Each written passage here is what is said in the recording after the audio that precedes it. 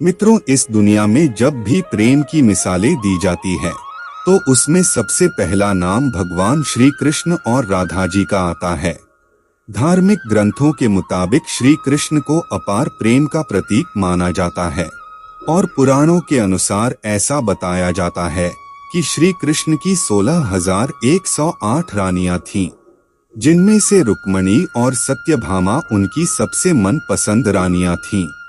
इसके अलावा ये भी बताया जाता है कि श्री कृष्ण अपने बचपन में गोपियों के साथ गोकुल में रासलीलाएं किया करते थे, जिनकी कहानियां आज भी सबसे ज्यादा मशहूर है। लेकिन मित्रों, क्या आपको ये पता है कि सभी को प्रेम सिखाने वाले श्री कृष्ण का नाम आज भी केवल और केवल राधा जी के साथ ही क्यों लिया जाता है? आपने जब भी कृष्ण भक्तों को देखा होगा तो गौर किया होगा कि वह हमेशा ही राधे श्याम नाम का ही जप करते हैं।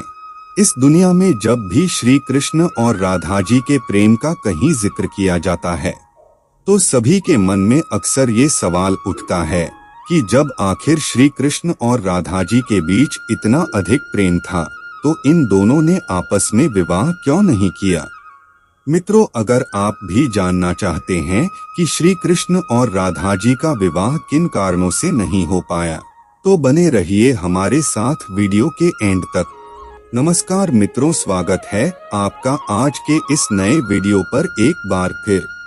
मित्रों, पद्म पुराण के अनुसार ऐसा बताया जाता है कि राधा जी विश्वभानु नाम के गवाले की बेटी थीं और उनका जन्म यमुना नदी के पास रावल नाम के एक गांव में हुआ था।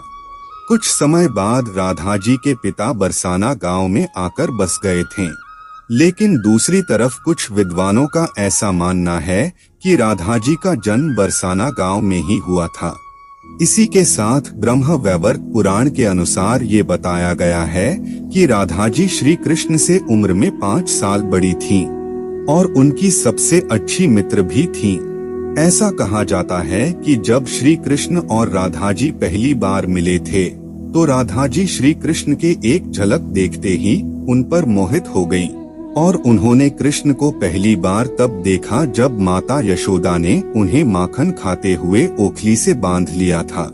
मित्रों, जब श्री कृष्ण बांसुरी बजाते थे तो उनकी बांसुरी की धुन सुनते ही राधा जी दीवानी हो जाती थीं और बेसुध होकर नाचने लगती थीं। इसके साथ साथ ये बताया जाता है कि राधा जी श्री कृष्ण के बांसुरी की धुन में इतना खो जाती थीं कि उन्हें अपने घर का भी ध्यान नहीं रहता था, जिस वजह से समाज के लोगों ने राधा जी को ताने मारना चालू कर दिया और इस बात को लेकर राधा जी के घर वालों ने उनका घर से निकलना भी बंद कर दिया था। लेकिन जब श्री कृष्ण जी को यह बात पता चली कि राधा जी के घर वालों ने उनका घर से निकलना तक बंद कर दिया है तो उन्होंने ये बात यशोदा माता को बताई और वो राधा जी से विवाह करने की जिद करने लगे।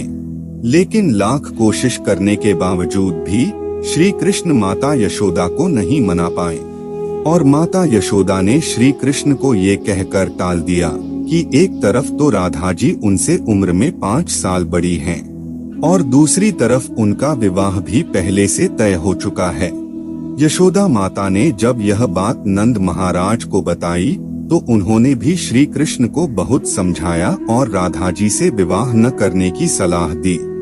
लेकिन इतना समझने के बावजूद भी जब श्री कृष्ण राधा जी से विवाह करने की जिद नहीं छोड़ रहे थे तब नंद महाराज श्री कृष्ण को ऋषि गर्ग के पास ले गए और जब श्री कृष्ण ऋषि गर्ग के पास गए तो ऋषि गर्ग ने श्री कृष्ण को बताया कि उनके असली माता पिता देवकी और वसुदेव हैं, जिनको उनके मामा कंस ने बंदी बनाकर रखा है। इसके साथ साथ ऋषि गर्ग ने श्री कृष्ण को यह भी समझाया कि उनका जन्म केवल और केवल दुष्टों का नाश और धर्म की स्थापना करने के लिए हुआ है। और जब ऋषि गर्ग ने श्री कृष्ण को उनकी वास्तविकता से परिचय कराया तभी से राधा जी और श्री कृष्ण के बीच दूरियां पैदा होने लगी। कुछ समय बाद श्री कृष्ण जब और बड़े हुए तो उन्हें कंस के बुलाने पर वृंदावन छोड़कर जाना पड़ा। कहा जाता है कि जब श्री कृष्ण वृंदावन छोड़कर मथुरा जा रहे थे तो वो चुपके से राधा जी के घर उनसे मिलने पहुँचे थे और उनसे बिना कुछ कहे ही उनको अपनी बांसुरी तोहफे में दे दी थी। इसके कुछ समय बाद ही श्री कृष्ण बड़े भाई बलराम जी के साथ वृंदावन को छोड़कर मथुरा की ओर रवाना हुए और ऐसा बताया जाता है कि जब श्री कृष्ण वृंदावन छोड़कर मथुरा चले गए तो राधा जी उनकी यादों में फुट फुट कर रोती थी और समाज के दबाव में आकर उन्हें ना चाहते हुए भी अपने पिता के इच्छा के अनुसार किसी और से विवाह करना पड़ा था। ऐसा बताया जाता है कि श्री कृष्ण के जाने के बाद राधा जी का विवाह माता यशोदा का भाई प्रयाण से हुआ था और राधा जी को अपनी एक अलग दुनिया बसानी पड़ी थी। राधा जी का विवाह होने के बावजूद भी जब उन्हें श्री कृष्ण की याद आती थी तो वह अक्सर बांसुरी बजाकर उनकी यादों में लीन हो जाया करती थीं। वैसे मित्रों, श्री कृष्ण और राधा जी का विवाह न होने के पीछे दो कथाएं और भी प्रचलित हैं, जिसमें पहली कथा के अनुसार ये बताया जाता है कि ऋषि शुक्लाचार्य भगवान विष्णु से भी ज्यादा ज्ञानी थे, लेकिन इसके बावजूद भी देवराज इंद्र शुक्लाचार्य के बजाय भगवान विष्णु को अपना गुरु बना लिया था। जब शुक्लाचार्य ने ये सब अपनी आंखों से देखा तो उन्होंने इसे अपना अपमान समझकर असुरों को शिक्षा देना शुरू कर दी और उनके गुरु बन गए। असुरों का गुरु बनते ही शुक्लाचार्य ने देवराज इंद्र से अपने अपमान का बदला लेने की ठानी, लेकिन उनके सामने ये समस्या खड़ी थी कि ये देवताओं को तो तवामारता का वरदान मिला हुआ था, लेकिन राक्षसों को ऐसा कोई वरदान प्राप्त नहीं था। इसी वजह से राक्षस कभी भी देवता से नहीं जीत पाते थे। इस समस्या को सुलझाने के लिए असुर गुरु शुक्राचार्य ने भगवान शिव की घोर तपस्या की और उन्हें प्रसन्न किया। इसी के साथ साथ शुक्राचार्य ने भगवान शिव को ही अपना गुरु बना लिया। भगवान शिव को अपना गुरु बनाते ही शुक्राचार्य ने उनसे मृत संजीवनी वरदान पाने की सोची। मित्रों, आपको बता दें कि संजीवनी वरदान एक ऐसा वरदान है जिससे किसी भी मरे हुए इंसान को वापस जिंदा किया जा सकता है। मृत संजीवनी वरदान के लिए जब शुक्राचार्य भगवान शिव की तपस्या करने जा रहे थे तो उन्होंने सभी राक्षसों को अपने माता पिता ऋषि भृगु और काव्य माता की कुटिया में रहने के लिए कहा, ताकि उनके होते हुए कोई भी देवता राक्षसों को नुकसान न पहुंचा सके। जब देवराज इंद्र को ये बात पता चली तो उन्होंने इस कुटिया पर हमला कर दिया और हमला होते ही काव्य माता ने अपनी शक्तियों से एक ऐसा कवच बनाया जिससे कि कोई भी देवता किसी राक्षस को नुकसान न पहुंचा सके और इस तरह से सभी देवता राक्षसों से हारने लगे। ये सब देखते हुए भगवान विष्णु ने देवताओं की मदद करने के लिए अपने सुदर्शन चक्र से काव्य माता का सर धड़ से अलग कर दिया। हालांकि ऋषि भृगु ने अपनी पत्नी यानी कि काव्यमती को कामधेनु गाय की मदद से वापस जिंदा तो कर लिया, लेकिन इसके साथ साथ उन्होंने भगवान विष्णु को ये श्राप दिया कि उन्हें इस धरती पर जन्म लेकर पत्नी वियोग सहना पड़ेगा। और मित्रों, बताया जाता है कि ऋषि भृगु के द्वारा दिए गए श्राप की वजह से श्री कृष्ण जी का विवाह राधा जी से नहीं हो पाया था। ऐसा इसलिए क्योंकि भगवान विष्णु ने ही श्री कृष्ण के अवतार में इस धरती पर जन्म लिया था। अब मित्रों, श्री कृष्ण और राधा जी का विवाह ना हो पाने के पीछे एक और कथा भी काफी ज्यादा प्रचलित है, जिसके मुताबिक ऐसा बताया जाता है कि एक बार देव ऋषि नारद को ये घमंड हो गया था कि खुद कामदेव भी उनकी तपस्या और ब्रह्मचर्य को नहीं तोड़ सकते। ये सब देखते हुए भगवान विष्णु ने सोचा कि क्यों ना देव ऋषि नारद का ये घमंड तोड़ा जाए। और जब देव ऋषि नारद एक बार रास्ते में कहीं जा रहे थे तो उन्हें एक बहुत ही सुंदर नगर दिखाई दिया, जहां माता लक्ष्मी के स्वयंवर का आयोजन किया जा रहा था। तब नारद मुनि उस नगर में गए और वो माता लक्ष्मी के एक झलक देखते ही वे उन पर मोहित हो गए।